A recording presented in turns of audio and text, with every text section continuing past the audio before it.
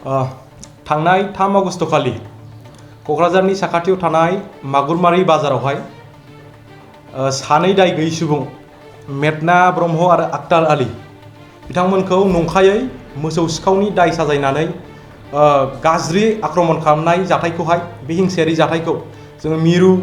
बड'लेण्ड फरायसा आफाद एबा BSUनि जानानै गोख्रोङै सोंखारियो। बेबायदि जाथायखौ जोंनि BTC ओनसोलावहाय जानायखौ जोङो मालाबाबो हास्थाया आरो जों बेखौ लाय होनो हाया। बिनिखायनो बे समावहाय BSUनि जानानै जोंनि क'क्राझार जिल्ला पुलिस एबा प्रशासनखौहाय जाय बिथांमोनहा बे समाज बेरेखा बा हिंसायारि जाथायावहाय इनभल्भ जानानै दं एबा जाय बिथांमोनहा बेवहाय दायनिगिरि बिथांमोनखौ थाबैनो पुलिस बिफानाहाय तदन्त खालामनानै थाबैनो आयेननि राहा लानानै बिथांमोनखौ जा आयेनारि साजा दङ बिनि सायावहाय बेखौ जोङो होनानै थार बिजिरनायखौ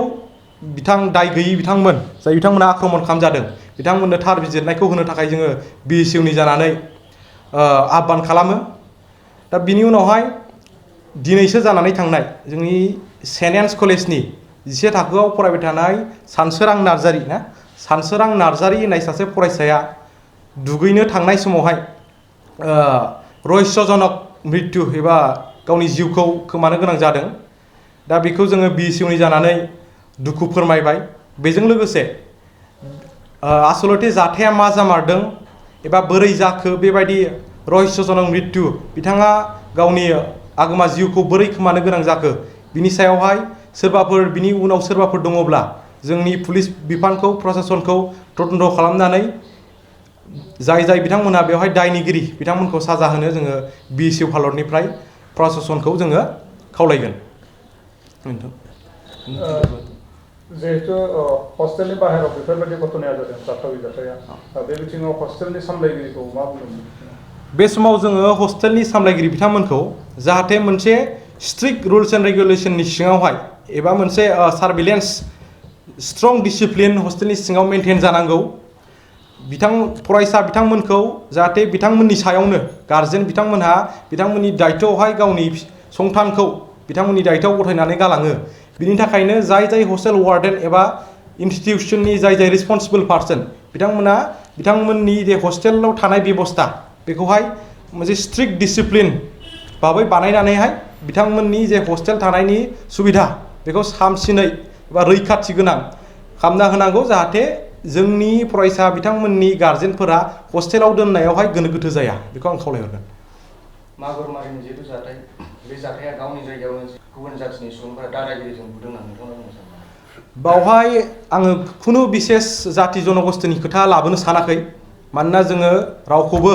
नासया एबा रावखौबो जों गुबुन होननानै साना। जों बड'लेण्ड फरायसा आफादा दाजेननायनिफ्रायनो एबा बिनि जोनोम जानायनिफ्रायनो गासिबो BTC आव थानाय जाति जनगोष्ठीनि थाखाय खामानि मावबोदों। बे समाव आङो जाति जनगोष्ठी नायालासिनो जाय दायनिगिरि बिथांमोनहा बेवहाय इनभल्भ जानानै दं एबा बे जाथायनि थाखाय जाय दायनिगिरि बे दायनिगिरि बिथांमोनखौ हारि धोरोम बेफोरनि सायाव सोनारालासे मोनसे फ्रि एन्ड फेयार इनभेस्टिगेसन खालामनानैहाय बिथांमोनखौ आयेननि भाबै साजा होनो थाखाय आङो प्रशासनखौ आरो फिन खेबसेबाव दाबि दैखांगोन। কিছুদিন আগতে আমাৰ এই মাগুৰমাৰী এৰিয়াত দুজন মানুহক সন্দেহ কৰিছিলে যে গৰু চুৰ কৰিছে বুলি, মেঘনা ব্ৰহ্ম আৰু আক্তাৰ আলী। তেখেতক মানে মৰেল পুলিচিং কৰা গৈছে। সেইটো ভিডিঅ'টো ফেচবুকৰ জৰিয়তে আমি চাবলৈ পাইছোঁ সকলোৱে। সেইটোৰ অলপ আমি মানে গৰিহণা দিছোঁ যে এনেকুৱা মৰেল পুলিচিং কৰিব নালাগে। পিছত গম পালোঁ যে সকলোৱে গম পালে পিছত যে এওঁলোকে আচলতে গৰু চুৰ কৰাও নাছিলে, বেলেগ এজনৰ কাৰোবাক গৰুহে দিব গৈ আছিলে। চ' সেইটো আমি আহ্বান কৰোঁ BSU ফালৰ পৰা যে আমাৰ জিলা প্ৰশাসন SP মহোদয় আৰু পুলিচক আমি আহ্বান কৰিছোঁ যে যিসকলে সেইটো কামটো কৰিছে একেদৰে ফেচবুকত সকলোৱে দেখাও পাইছে, চিনাক্তও কৰিছে, অতি শীঘ্ৰে ধৰি পেলাই যিটো আইনমতে সাজা হয় সেইটো দিব লাগে। আৰু ইয়াৰ জৰিয়তে মই এটা আহ্বান কৰিছোঁ, মৰেল পুলিচিংটো কোনো জাতি জনগোষ্ঠী নাচায়। ইয়াতে আজি হয় বড়ো মানুহ আৰু এজন মুছলিম মানুহক মাৰা গৈছে আৰু মৰা ব্যক্তিজন বেলেগ এটা জাতিৰ হয়। তথাপিও এইটো মৰেল পুলিচিং হয়, ইয়াৰ কোনো জাতি জনগোষ্ঠী নাথাকে। যোনে নহওক, যাকে নামাৰে কিয়, যোনে দুখী কৰিছে তাক ধৰিব লাগে, তাক সাজা দিব লাগে। ইয়াত সেইকাৰণে মানুহবিলাকে বেছি আৱেগিক হৈ পেলাই যাতে এইটো সাম্প্ৰদায়িক কিবা এটা নকৰে সেইটো কাৰণে মই আহ্বান কৰিছোঁ সকলোৰ কাৰণে আৰু এইটো যাতে অলপ চেঞ্চিটিভ হ'ব গৈ আছে বস্তুটো জিলা প্ৰশাসনে এইটো অলপ বেছি চিৰিয়াছলি চাব লাগে যাতে এইটো আৰু বেছি ওপৰলৈ এস্কেলেট হৈ নাযায় ঘটনাটো আৰু লগতে যোৱাকালি এটা মানে চিন্তিত কৰা এটা দৃশ্য আমি দেখিবলৈ পাইছোঁ গৌৰাং নদীত চেণ্ট এন্স কলেজত পঢ়া এটা ষ্টুডেণ্ট তেওঁলোকে 8জন দুপৰীয়া সময় এনে গৰম বতৰত ষ্টুডেণ্টবিলাক ফুৰিব মন যায় সেই বুলি গা ধুবলৈ গৈছিলে নদীত পিছত 8জনৰ ভিতৰত যেতিয়া উভতি আহিলে কলেজৰ হোষ্টেললৈ তেতিয়া অকল 7জনে আহি পাইছে তো এজনৰ মানে মিচিং হৈ আছিলে পিছতে গম পোৱা গ'ল যে তেখেতে মানে ডেড বডিটোহে উঠি আহিলে পানীৰ পৰা সেইটোতো মই কলেজ প্ৰশাসনে হওক বা আমাৰ জিলা প্ৰশাসনে হওক সেইটোতো মানে সঠিক তদন্ত হ'ব লাগে সেইটো এতিয়া কোনোবাই মাৰ্ডাৰ কৰিছে বুলিও ক'ব নোৱাৰোঁ বা নিজে ডুবি পেলাই মৰিছে বুলি ক'ব নোৱাৰোঁ তথাপিও এজন ষ্টুডেণ্ট উঠি থকা ষ্টুডেণ্টৰ জীৱনটো হেৰাই গ'ল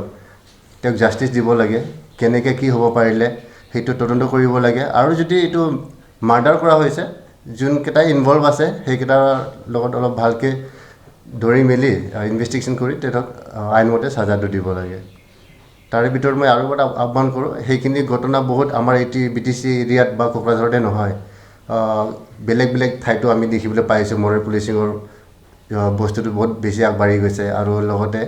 ধৰ্ম আৰু জাতি লৈ পেলাই অলপ বেছি কিবা হৈছে আমাৰ মানে এনভাইৰনমেণ্টটো সেইটো আমাৰ যিটো ৰাইজ BTC বাসী ৰাইজবিলাকে যাতে বেছি এইবিলাক গুৰুত্ব নিদিয়ে আৰু এটা পিচফুল এটা পৰিৱেশ বনাই ৰাখে সেইকাৰণে মই আমাৰ BSF ফালৰ পৰা আহ্বান কৰিছোঁ गोजोनथाव खौरां बाजाज बाइक सालायनो मोजां मोनग्राफोरनि थाखाय गोजोनथाव खौरां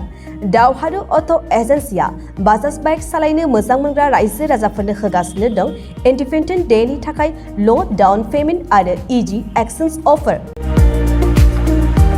1 आगस्तनिफ्राय 15 आगस्तसिम होगासिनो दं क'क्राझार दावहारु अट' एजेन्सिया आरो क'क्राझार जिल्लानि सिङाव थानाय काराइगाव दतमा आरो बडगावआवबो 3 आगस्टआव फेस्टिभ आउटलेट गोदानै बेखेवनो थांगासिनो दावहारु अट' एजेन्सि बे गोदानै बेखेवनाय ब्रान्च श'रुमआवबो ल' डाउन पेमेन्ट आरो इजि एक्सचेन्ज अफार लानो हागोन बाइक सालायनायाव हमनो थाखाय हेलमेट बेसेन लायालासे बाइगिरिया मोननो हागोन आरो सीट कभार्स बेनि अनगायैबो जाय फाइनान्स लागोन बिथाङा खम डाउन पेमेन्ट होनानै लानो हागोन बायग्रा ग्राहक सुबुंफ्रा दावहारु अट' एजेन्सियाव बाजाज बाइकखौ बायनो सानोब्ला नैबे मबाइल नम्बर 8822018193 आरो 6300399187 आव थोंजों फोनांजाब खालामनो हागोन